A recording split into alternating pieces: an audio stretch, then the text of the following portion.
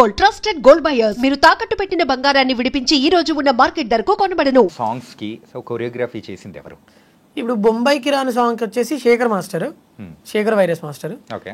And DOP వచ్చేసి మన హరీష్ పటేల్ అన్న. అండ్ సింగర్ వచ్చేసి ప్రభా గారు. అండ్ కళ్యాణ్ కీస్ అన్న మ్యూజిక్. ఇంకా ఆయన గురించి అయితే చెప్పక్కర్లేదు. ఆయన ఒక పాట ఆయనకు నేను హమ్ చేసి వినిపిస్తున్నానంటే ఓకే డన్, ఓకే రాము నువ్వు వెళ్ళిపో అంటాడు. చాలు నాకు వచ్చేసింది ఓకే అంటాడు. నేను అసలు ఎక్స్పెక్ట్ చేయలే బొంబాయి సాంగ్. బద్దలు కొట్టేశాడు అసలు. ఇది కంప్లీట్ గా సాంగ్ అంతా ప్రొడక్షన్ వైజ్ ఎవ్రీథింగ్ అంతా మీరే కదా? లేదండి, ప్రొడక్షన్ వచ్చేసి వల్లి ప్రొడ్యూసర్. ఎందుకంటే అది మీ ఛానల్లో ఉంది కదా, సో అందుకోసం నేను దట్స్ యువర్ అంటే మీ ప్రోడక్ట్ అని నేను అనుకున్నాను.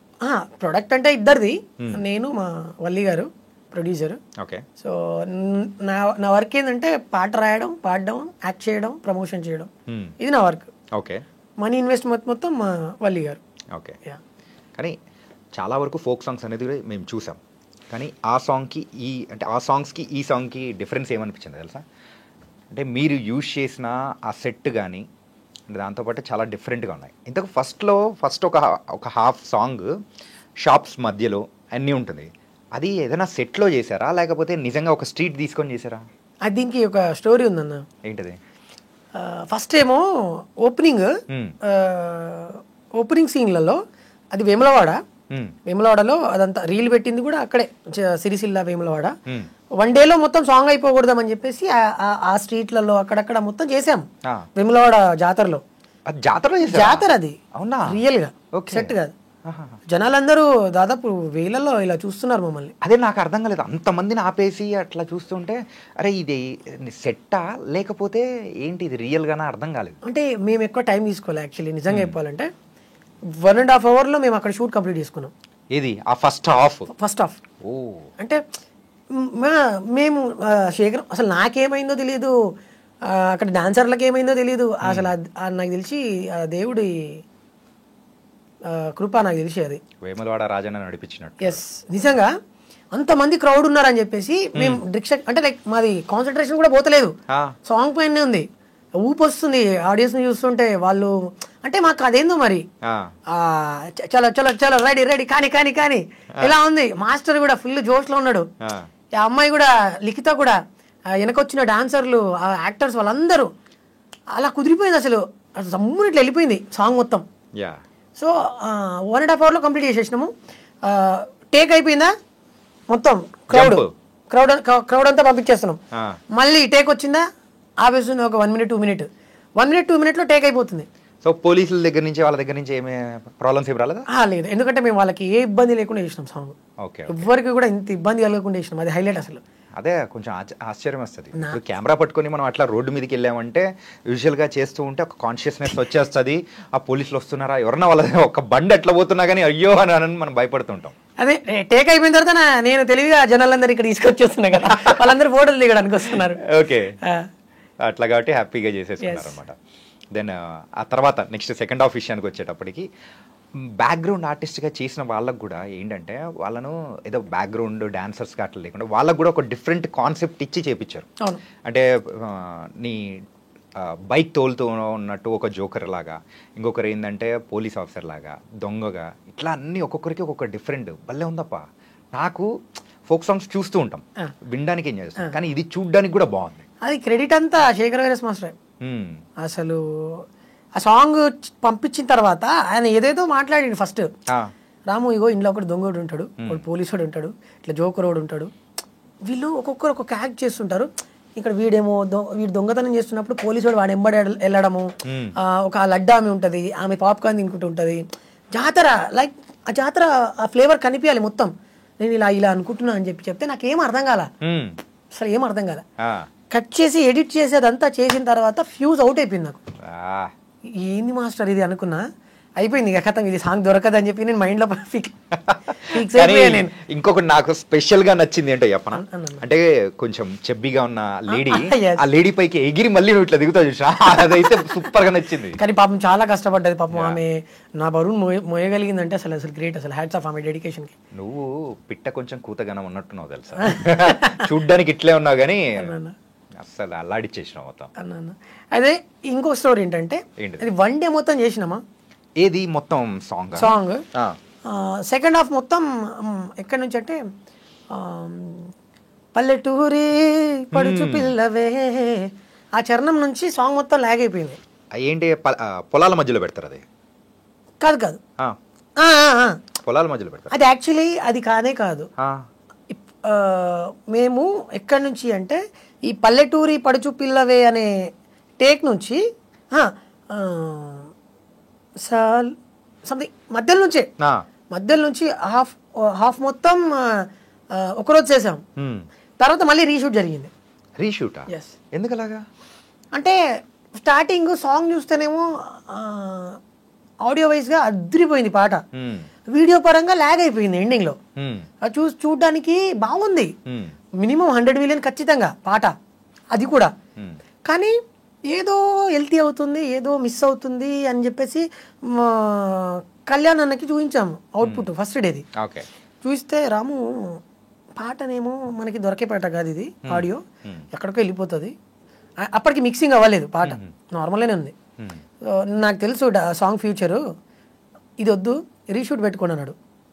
పోతే పోయింది అమౌంట్, నువ్వు దాని గురించి ఆలోచించకు, 100% సక్సెస్ అవుతుంది అన్నాడు. అన్న సరే నువ్వు చెప్పావు కదా ఖచ్చితంగా అని చెప్పేసి నేను వల్లి అన్న డిసైడ్ అయిపోయాం. మళ్ళీ శేఖర్ మాస్టర్ కాల్ చేసాం, ఆయనకు డేట్స్ లేవు ఫస్ట్. ఏదో బతిమలాడి చెప్తే ఆయన తర్వాత ఆయననే థ్యాంక్స్ చెప్పిండు.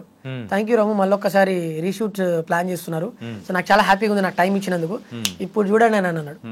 ఇక సరే మాస్టర్ అని చెప్పేసి ఇట్లా ఉంటుంది ఇట్లుంటుంది సెటప్, ఇదంతా ఉంటుంది, మీ కాస్ట్యూమ్ ఇలా ఉంటుంది, అమ్మాయి ఈ మట్టిలో ఇలా దుంకుతున్నప్పుడు నువ్వు సైకిల్ పైన ఇలా వస్తుంటావు, ఇదంతా బెలూన్స్ కడతాము వాళ్ళకి. మీరు గమనిస్తే చబ్బి ఆమెకి తర్వాత ఇంకొక ఆమెకి జడకి బెలూన్స్ కడతారు, బెలూన్స్ ఉంటాయి. అంటే ఒక డిఫరెంట్ జానర్ అదంతా, ఒక different culture, like complete mass అనమాట. ఇది అవుట్పుట్ ఇదంతా అయిపోయిందా, కట్ చేసా మళ్ళీ సామి ఎండింగ్ లో సామి అది చూసే అదైతే ఫ్యూజ్ అవుట్ అయిపోయింది నాకు. ఎడిటింగ్ లో ఏదో వేరే సాంగ్ కోసమో దేనికో వెళ్ళాము అక్కడికి, అది ఎడిటింగ్ లో చూస్తే అమ్మ తోడు ఫ్యూజ్ అవుట్ అయిపోయింది. ఏంది అనిపించింది నాకు. దాన్ని స్టిల్ ఇప్పటి వరకు నేను ఒక 100 times చూసా, 100 times నేనే. నేను నిజంగా మనదే నా సాంగ్ అనిపించింది. ఏంది అసలు ఇలా వచ్చింది, ఏంది దొరకదు సాంగ్, ఎక్కడికి వెళ్ళిపోతుంది అనుకున్నా. So thank you so much. నిజంగా స్టిల్ డేకి 2.5 million అసలు నిజంగా అట్లా ఎక్కించినారప్పా. ఆ సౌండింగ్ ఉంటుంది కదా, బొంబాయికి రాను, ఆ సౌండింగే బాగా అందరికి కనెక్ట్ అయింది. అండ్ నార్త్ వాళ్ళు, తర్వాత వరల్డ్ వైజ్గా అమెరికాలో ఉన్న వాళ్ళు, వీళ్ళందరూ కూడా ఆ పాటకి రీల్స్ చేస్తుంటే నిజంగా నాకైతే అసలు చెప్పడానికి రా మాటలు లేవు. ఇన్ఫ్యాక్ట్ చెప్పాలంటే పంజాబీ సాంగ్స్, సో అది వరల్డ్ వైడ్ ఎట్లా వింటూ ఉంటారో, మన తెలుగు ఫోక్ సాంగ్స్ అనేది కూడా వరల్డ్ వైడ్ బాగా వింటుంటారు. సో ఆ రికార్డ్ అనేది కూడా రీసెంట్ టైమ్స్ లో మంచిగా వింటున్నాడు. అందులో మీది కూడా ఒకటి అవ్వడం చాలా హ్యాపీ. థ్యాంక్ యూ అన్న. అండ్ లిఖిత గురించి కూడా మనం మాట్లాడాలి. తప్పకుండా. ఏంటంటే మెయిన్గా సో అక్కడ హీరో హీరోయిన్ కాంబినేషన్ సెట్ అయితేనే సో అక్కడ చూడడానికి కూడా అదిరిపోద్ది. ఆ కాంబినేషన్ అనేది కూడా భలే సెట్ అయింది తప్ప.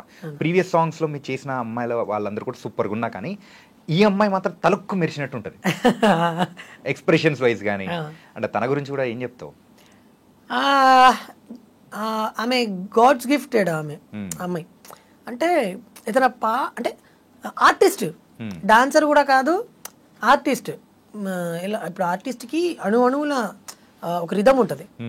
ఏదైనా సాంగ్ ఇస్తే ఆ సాంగ్కి తగ్గట్టు మోడలే దాన్ని ఏమంటారు ఇమిడిపోతారు. లైక్ అలాంటి సిచ్యువేషన్ ఉంది అమ్మాయికి. అంటే అమ్మాయికి ఏ పాట ఇచ్చినా చిటికలో ఇలా ఎక్స్ప్రెషన్స్ ఇవ్వడము, ఆ పాటలో ఇన్వాల్వ్ అయిపోవడము. అంటే ఇంత చిన్న ఏజ్లో ఆ అమ్మాయి నిజంగా గాడ్స్ గిఫ్టెడ్ వాళ్ళ పేరెంట్స్కి. ఏం చదువుతుంది అమ్మాయి? ఇప్పుడు ఇంటర్ సెకండ్ ఇయర్. ఇప్పుడు ఎగ్జామ్స్ రాస్తుంది అమ్మాయి. Oh my God. అంటే ఈవెన్ అమ్మాయిని చూస్తూ ఉంటే సో కొంచెం పెద్ద అమ్మాయి లాగా అనిపించడం కానీ అదే అందుకే నేను గాడ్స్ గిఫ్టెడ్ అంటున్నా. యా అదే ఇంత చిన్న ఏజ్ లో అమ్మాయి అన్ని అర్థం చేసుకొని ఇలా చేయాలి, ఎక్స్ప్రెషన్స్ ఎలా ఇవ్వాలి, చాలా మెచ్యూర్డ్ గా ఇచ్చింది తెలుసా. అరే ఇట్లా కూడా ఇస్తారా, మంచి ఎక్స్ప్రెసివ్ గా భలే అనిపించింది నాకు. ఆ అమ్మాయి చేస్తున్నప్పుడు నేను ఇప్పుడు లైక్ కో యాక్టర్ కదా, అమ్మాయి చేస్తున్నప్పుడు అరే నేను ఇంకా ఏం చేయాలి, ఇంకా ఏం చేయాలి, నీకే అనిపించేలా చేసిందా? అంటే ఈ అమ్మాయి ఇంత బాగా చేస్తుంది, నేను డల్ అయిపోతా అని చెప్పి అప్పుడప్పుడు కొంచెం నాకు నర్వస్ ఉంటుండే. లేదు లేదు తగ్గొద్దు తగ్గొద్దు ఇంకా చేయాలి అని చెప్పి పోటీ చేస్తుండే ఇద్దరం. ప్రతి ఒక్క సాంగ్లో అసలు భలే అనిపించింది నాకు అమ్మాయి కో పార్ట్నర్గా ఉండడం. నిజంగా రీసెంట్గా ఒకటి నా చేయి పట్టుకో సాంగ్ వచ్చింది, అసలు అందులో అయితే ఆసమ్, అసలు ఫుల్ ఆసమ్. ఓకే, ఒక సినిమా పాట చూస్తే ఎలా ఫీల్ వస్తుందో అంతకంటే బాగుంది. అంటే నేను చేశానని పొగడట్లేదు, జెన్యున్లీ నేను నా ఓపెన్ హార్టెడ్గా చెప్తున్నాను, పాటకి ప్రాణం పెట్టింది అమ్మాయి. అంటే ఇలా సాంగ్స్ అన్నీ కూడా తీసుకుంటూ నీ గోల్ ఏదైతే ఉందో దాన్ని అచీవ్ చేయాలప్పా. కానీ చాలా బాగున్నావు, స్క్రీన్ ప్రెజెన్స్ వైజ్ కానీ ఎవ్రీథింగ్ ఇస్ సూపర్ అన్న. థ్యాంక్ యూ అన్న, థ్యాంక్ యూ. అలాగే మెయిన్గా దీనికి సంబంధించిన క్రెడిట్ ఇవ్వాలంటే ఎవరికి ఇస్తావు? ద 1% ఎవరు ఈ సాంగ్కి సంబంధించి? బొంబాయి సాంగ్ యా 1% అని ఒకరంటే ఎవరికి చెప్తావు మెయిన్గా?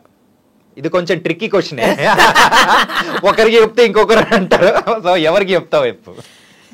అన్న నేనైతే 1% అనేం లేదు, అందరం ఒకటే. ఎస్, ఎక్స్పెక్ట్ చేసిన ఆన్సర్ కాదు, సో దానిలోంచి వేరే డిఫరెంట్ ఆన్సర్ ఇస్తావు అనుకుంటున్నా.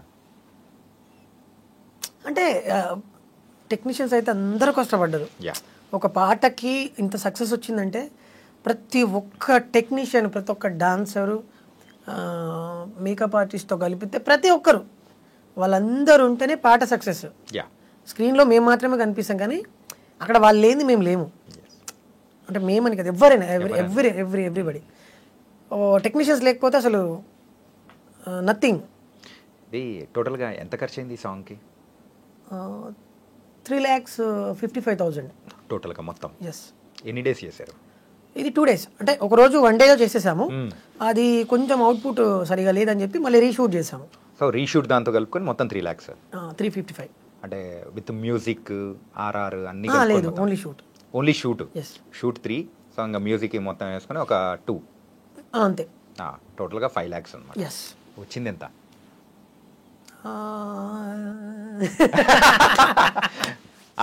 అంటే ఇప్పుడు ఇన్కమ్ ట్యాక్స్ ఏం రారలే కానీ